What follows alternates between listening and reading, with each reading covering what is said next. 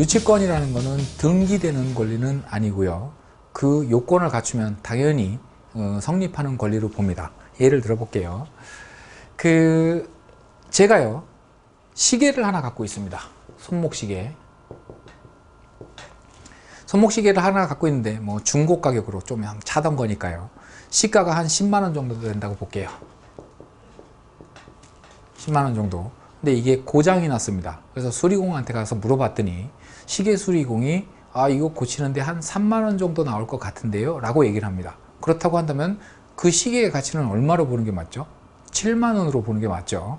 그래서 제가 그 시계를 수리공한테 맡겼습니다. 예, 수리해 주세요 라고 맡겼습니다. 맡기고 나서 연락이 왔죠. 수리 다 됐다고. 그래서 찾으러 갔는데 제 시계 돌려주세요 라고 얘기를 하니까 시계 수리공은 당연히 저한테 뭐라고 그러겠습니까? 수리비 주세요 라고 얘기를 하겠죠. 네, 수리비 없는데요, 수리비 못 주는데요 라고 얘기하면 수리공은 당연히 또 저한테 저도 그럼 시계 못 내주는데요 라고 얘기를 하겠죠. 이게 유치권입니다. 그래서 유치권의 요건은요, 일단 채권이 있어야 되고요, 유치권을 주장하려면 받을 돈이 있어야 되죠. 그죠? 채권이 있어야 되고요. 또 점유를 하고 있어야 됩니다. 지금 시계로 예를 들었습니다만 유치권이라는 거는 부동산뿐만 아니라 동산에도 인정이 되는 권리거든요. 채권이 있죠. 무슨 채권입니까? 시계 수리비 청구권이라는 채권이 있고요. 금전 채권이 있고, 또 시계 수리공이 제 시계를 실제로 점유를 하고 있죠. 그죠? 이 점유, 요 두 가지 요건을 다 갖추고 있으면 인정되는 권리가 이 유치권입니다. 근데 제가 이제 3만 원이 없어요. 저거 뭐 다 고친 거니까 10만 원 가치는 있는 건데 3만 원이 없어서 그 시계를 지금 못 찾고 있습니다. 그러다가 선배한테 가서 얘기를 합니다. 형, 내가 10만 원짜리 시계를 수리를 맡겼는데 3만 원이 없어서 못 찾고 있어. 그러니까 3만 원 주면 형이 찾을 수 있으니까 그럼 7만 원 나한테 5만 원에 사. 얘기를 합니다. 그때 형이 5만 원? 5만 원에 사서 3만 원 물어주면 결국엔 8만 원에 사는 셈이 되니까 그래, 오케이. 그리고 저한테 5만 원을 줍니다. 그리고 나서 이 선배가 다시 시계 수리공한테 가서 시계 주세요. 이제는 내가 이 시계를 샀으니까 내 겁니다. 주세요 라고 얘기하면 수리공은 또 뭐라고 얘기합니까? 이 소유권이 누구한테 넘어갔는지 나는 그런 건 모르고요. 어찌됐든 나는 시계 수리비 3만 원을 받지 않는다라고 한다면 누구한테도 이 시계를 넘겨드릴 수 없습니다라고 얘기를 합니다. 당연하죠. 이게 경매로 보자고요. 제가 건물의 소유자고요. 제 건물에 대한 수리, 뭐 리모델링이라고 할게요. 그 수리를 한 업자가 시계 수리공이고요. 그리고 선배가 낙찰자입니다. 결국에 무슨 얘기냐면요, 유치권이 성립하는 부동산을 낙찰받게 되면 그 공사 비용을 물어주기 전까지는 그 부동산을 인도받을 수 없다. 그래서 유치권이라는 거는 분석이 굉장히 중요하다, 이렇게 얘기를 할 수 있습니다. 근데 채권이면 다 되느냐? 이게 굉장히 중요한데요. 다른 사례를 하나 들어볼게요. 제가 똑같이 시계를 가지고 있습니다. 10만 원짜리예요. 이번에는 고장나지는 않았어요. 근데 갑자기 술이 한 잔 먹고 싶은데 돈은 없고, 주위를 살펴보니까 전당포가 하나 있습니다. 그래서 전당포를 올라가서 시계를 맡기고 돈 좀 꺼주세요. 얼마까지 줄 수 있습니까? 했더니 전당포 주인이 이렇게 보더니 3만 원 드리겠습니다. 이럽니다. 그래서 네, 그거라도 주세요. 그리고 3만 원을 받아갖고 시계를 맡기고 기분 좋게 술 한 잔을 먹었습니다. 그리고 다음날 가서 전당포에 가서 시계 주세요 라고 얘기하면 전당포 주인은 뭐라고 얘기합니까? 3만 원 내놓으세요 라고 얘기를 하겠죠. 그죠? 3만 원 없는데요 라고 얘기를 하면 역시 시계 못 내드립니다 할 거고요. 똑같이 내가 선배한테 팔았다. 그럼 선배한테 팔았는데 선배가 가도 전당포 주인은 또 똑같이 얘기할 겁니다. 지금 외형적으로는 유치권하고 똑같은 형태인데요. 전당포는 우리가 대표적으로 얘기하는 질권이라고 얘기를 하거든요.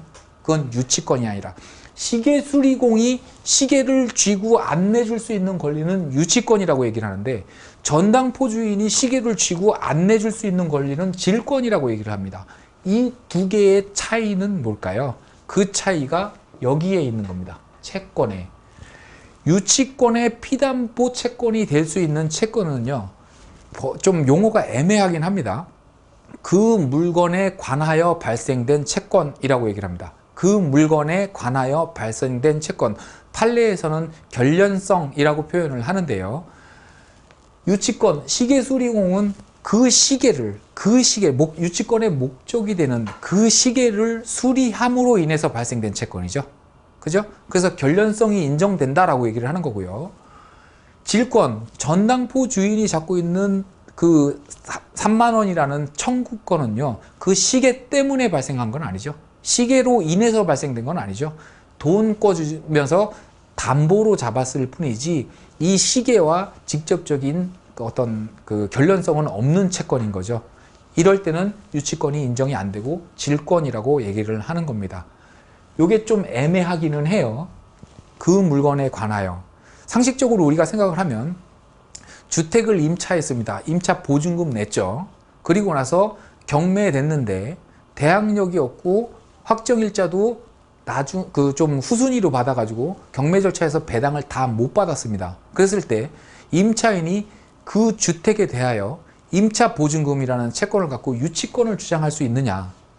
그럼 유치권을 주장하려면 그 채권이 그 부동산에 관하여 발생된 채권이어야 하는데 임차 보증금, 그 부동산에 관하여 발생된 채권이라고 볼 수도 있지 않을까요? 그죠? 그러나 우리 판례는 임차 보증금 반환 채권이라는 것은 그 부동산과 결련성이 없다라고 아주 일관되고도 확고한 입장을 보여주고 있습니다. 그래서 임차 보증금 반환 채권으로 유치권을 주장하는 것은 성립의 여지가 없습니다. 그래서 어떤 채권들이 유치권의 피담보 채권이 되고 어떤 채권들이 유치권의 피담보 채권이 되지 않는지를 제가 여러 판례를 봤더니요, 조금 100% 맞는 건 아니지만 거의 90% 이상 맞아 들어가는 게 뭐냐면요, 그 채권 투여된 돈으로 인해 가지고 그 목적물, 우리 부동산 경매니까 부동산이라고 표현을 할게요.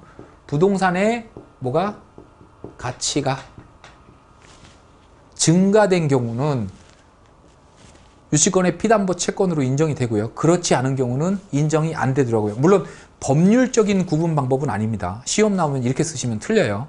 근데 결과적으로 봤을 때 건물을 리모델링 했다? 그러면 건물의 가치가 올라갔겠죠. 그죠? 그래서 리모델링 공사 비용, 유치권의 피담보 채권이 됩니다. 신축을 했다? 당연한 얘기죠. 없던 거를 새로 지었는데. 그래서 공사대금, 신축 공사대금 역시 유치권의 피담보 채권이 될 수 있습니다. 근데 임대차 보증금, 그 주택을 빌리면서 지급했던 임대차 보증금, 그걸로 인해서 그 주택의 객관적인 가치가 올라갔다고 보기는 어렵죠. 그죠? 이런 공통점이 보여진다라고 저는 판단을 했는데요. 대부분의 경우는 맞습니다. 그래서 여러분들도 그렇게 생각을 하시는 게 좋을 것 같고요. 실무적으로 유치권을 주장하는 사람이 있다. 내가 어떤 부동산을 낙찰받으려고 하는데 그 사람이 유치권을 주장하고 있고 그 사람이 그 피담보 채권으로 어떤 대금을 청구하고 있는지는 그걸 알게 된다면 여러분들이 판례를 좀 찾아보고 애매하다 싶으면 변호사하고 좀 상담을 하고 이래서 그 채권이 유치권의 피담보 채권이 될 수 있는지 없는지를 명확히 판단을 하실 필요가 있습니다. 결론적으로 유치권이라는 것은 채권과 점유라는 요건을 갖추게 되면 성립을 하는 건데요. 점유는 왜 하라고 그러는 걸까요? 점유. 유치권자가 공사업자 바빠 죽겠는데 여기저기 가서 이제 공사 많이 해야 되는데 점유하고 있으랍니다. 그죠? 근데 이 점유라는 요건, 우리 앞에 시간에서 배웠던 주택임대차보호법에서도 마찬가지고요. 점유라는 요건을 왜 부여하고 있냐면요. 유치권이라는 것은 등기하는 권리가 아니라고 말씀을 드렸고요. 그죠? 등기하지 않으니까 공시를 못하는 거죠. 만세에, 세상에 내가 이런 권리를 갖고 있습니다. 그러니까 이 부동산에 관하여 법률 행위를 하는 누구라도 그건 알고 하세요. 라는 공시를 할 수 있는 방법이 없고요. 그 공시의 요건으로 점유를 강제하고 있는 겁니다. 그래서 유치권이 신고가 돼 있다라고 해서 법원에 현장에 가게 되면은요, 대부분 유치권, 하다못해 프랜카드라도 걸려 있어야 됩니다. 걸려 있어야 되고, 점유하는 사람도 없고, 프랜카드도 없고, 누가 봐도 유치권이 있다라고 보여지지 않는다고 한다면 그 유치권은 성립하기가 어렵습니다.